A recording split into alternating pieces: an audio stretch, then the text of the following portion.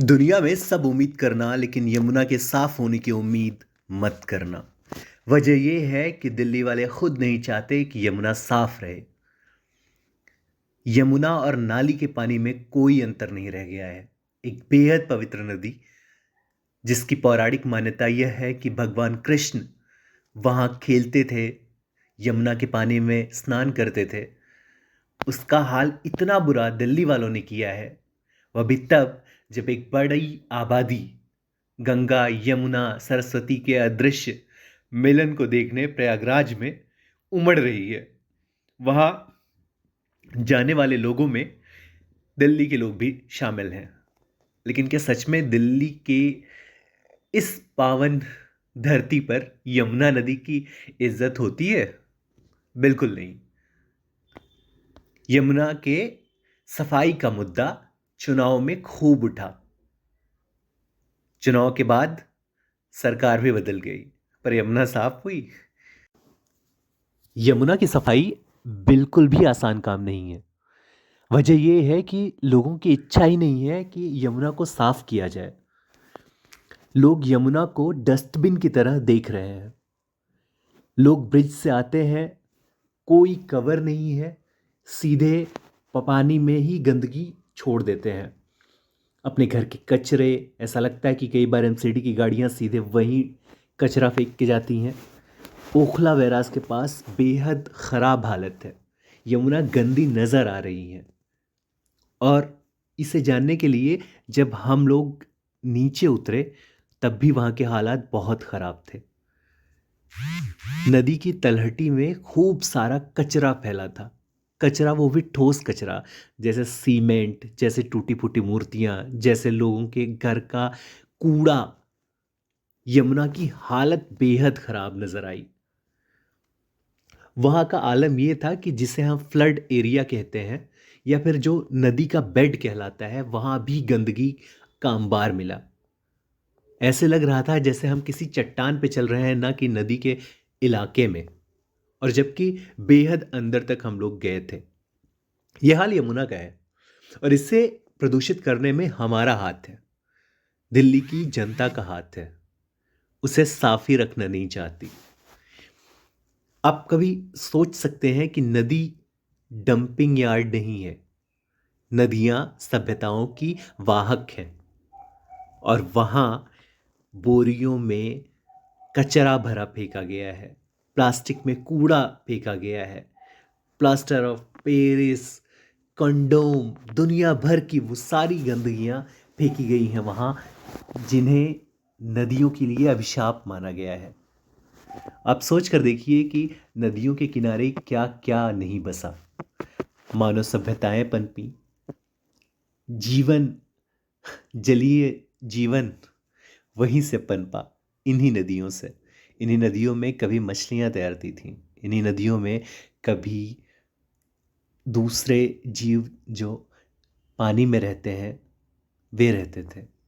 लेकिन आप तलाश लीजिए, यहाँ कुछ नहीं मिलेगा। एक मछुआरा किनारे बैठा था। हमने उससे सवाल किया कि मछलियाँ पाते हो? कह रहा है कि कभी कभी और इक्का दुक्का। जबकि आप कहीं भी देख लीजिए, किसी भी नदी में जिसका प्रवाह ठीक है, वहाँ मछलियाँ पर्याप्त संख्या में पाई जाती हैं। वहाँ की जलीय पारिस्थितिकी बहुत बेहतर होती है। पर यमुना के भाग्य में विसंगति मढ़ी गई है और इसे मढ़ा है इंसानों ने। नदी में रेत का दायरा 100 मीटर से भी कम है। हम नदी के बीच रास्ते में पहुंच गए तब भी वहां हमें कुछ नजर नहीं आया, सिर्फ कूड़ा करकट के। पूरा रिवर बेड गिद्ध और चील का अड्डा बन गया है। वजह यह है कि वहां कचरा पड़ा है, कूड़ा पड़ा है। जानवर तो बिल्कुल भी नहीं पड़े। पूरी नदी में हम मेढक नहीं ढूंढ पाए, मछली तो बहुत दूर की बात है। जैसा कि आमतौर पर होता है, जहाँ बहुत सारी गंदगी होती है, कूड़े का ढेर होता है या कब्रिस्तान जैसे हालात होते हैं, वहाँ प्राकृतिक अपमार्जक के तौर पे गिद्ध, चील, कौवे होते हैं। हमें यमुना की तलहटी में यही मिला। यमुना उपेक्षा की शिकार है। उसकी सुध लेने वाला कोई नहीं है। ओखला बैराज पर कुल 27 गेट हैं। एक भी गेट ढंग से नहीं खुला है। नदियां खुद को साफ करती हैं अगर उनमें पर्याप्त पानी छोड़ा जाए। आप सोचिए कि यमुना के लिए पानी नहीं है, यमुना प्रदूषित है, नालियों के सहारे हम नदियों को जीवित रख रहे हैं। ये विसंगति है, विडंबना है, या इसे आप क्या कहेंगे?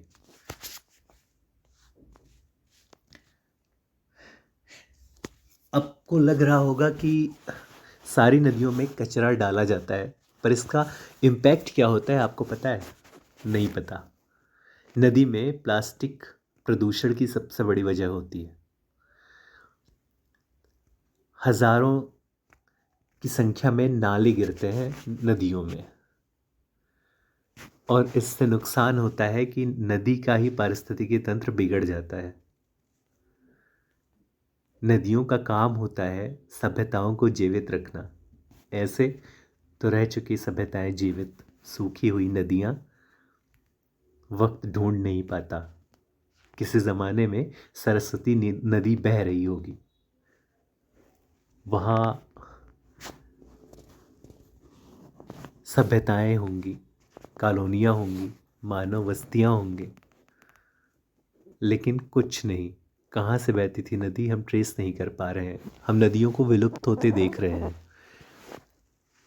यह हाल गोमती का हुआ, यह हाल